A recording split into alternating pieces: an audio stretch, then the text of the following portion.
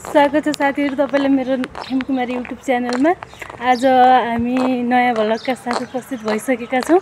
आज मेरो कलेजको कन्भोकेसन डे अनि म कन्भोकेसन डेमा जाँदै छु अनि अभिभावक पनि लिन मिल्छ नि त। अनि त्यो भएर मैले मम्मीलाई लिएर जाँदै छु अनि मम्मीले मेरो छोरी लिएर हिँड्नु भएको छ अनि हामी कलेज जाँदै छौं।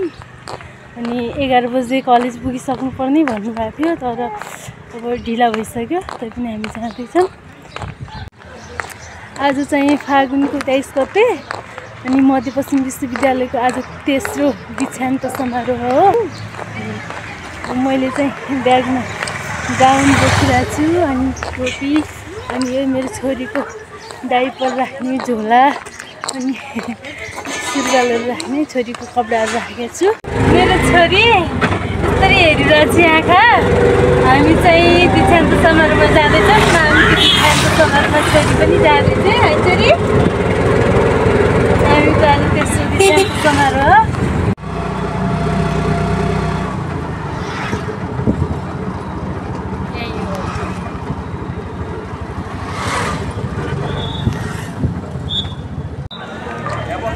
फाइनली गाइज हामी आइसक्यौँ। हेर्न सक्नुहुन्छ सबैजना आइसक्नु भएको छ।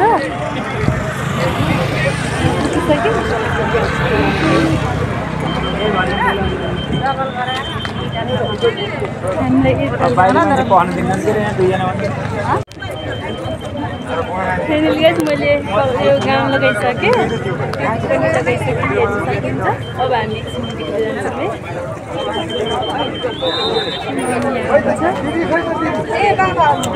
ल हामीलाई देखाउनु त भिडियोमा त्यसरी त हेर देखेछ कि नै।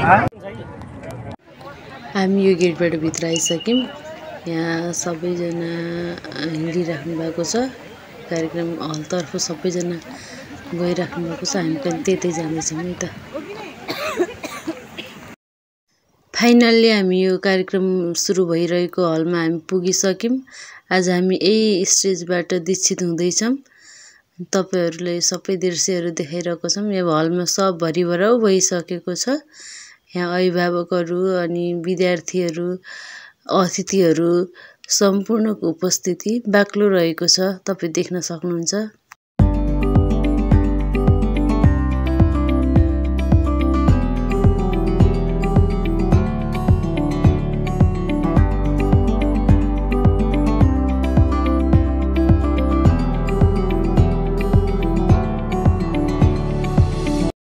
सम्माननीय कुलपति एवं प्रधानमन्त्री श्रीमती विमानस्थलमा अवतरण गरिसक्नु भएको छ।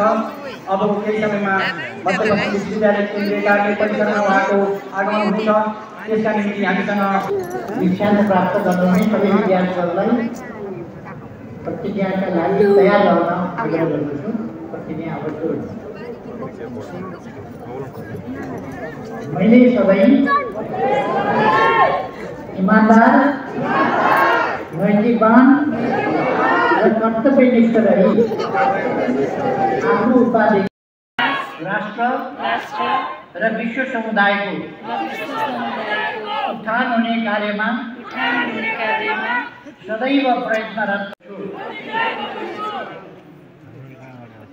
धन्यवाद। यो त अग्लो रहेछ अलि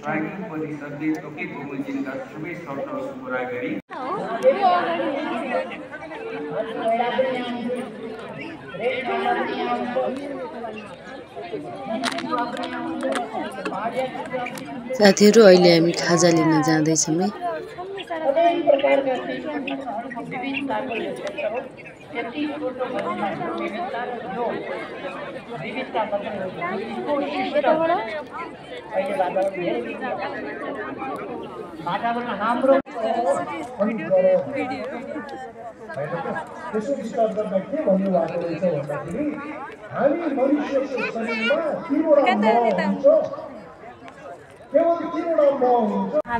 ठाउँको परिचय अनुसार विश्वविद्यालयले यस ठाउँलाई बनाउन पहिले यो ठाउँ सिटर लगाउन लाग्नु चाहिँ यस ठाउँलाई सफा पानी खाँदै हुन्छ।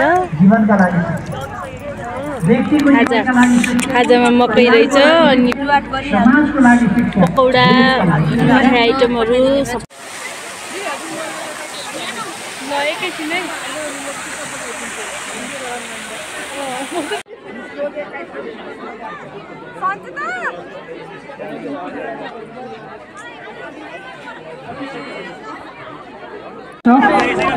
हामी दीक्षित विद्यार्थीहरूको नामावली बोलाउने छौँ। प्रथम हामीले चाहिँ ब्याचलर लेभलको बोलाउने छौँ। उक्त दीक्षित विद्यार्थीहरूलाई ग्रेजुएट स्कुल अफ एजुकेसनका डिन प्रोफेसर डाक्टर एमबहादुर कार्कीज्यूले प्रमाणपत्र हस्तान्तरण गर्नुहुनेछ। पहिला हामी ब्याचलर लेभलको मात्रै दीक्षित विद्यार्थीहरूलाई अगाडि बस्नुको लागि बस्ने जीवना कुमारी जैसी, सबिना नेपाली, कविता थापा, सावित्रा चौलागाई, कविता थापा, सफलता नेपाली, शकुन्तला थापा, कलम प्रसाद जैसी, सरिता थापा, कलम प्रसाद जैसी, सुभाग्य नेपाली, यमुना प्याकुरेल, रामकर्ण थारू, रमेश केसी, अहिले 5:30 रमेश केसी, डकुमेन्ट अझै पनि आज हैन। अहिले कोहरा, निताकुमारी कोहरा, हाम्रो छोरीहरु सपना तिवारी, पर बाटोमा बसिरहेछ। सपना तिवारी,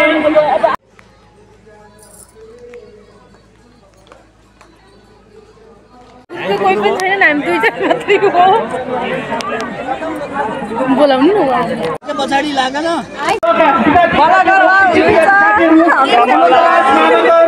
अगाडि आइदिनु अनुरोध गर्दछौँ। ग्याङ भेटेछ, ग्याङहरु हाई गरौँ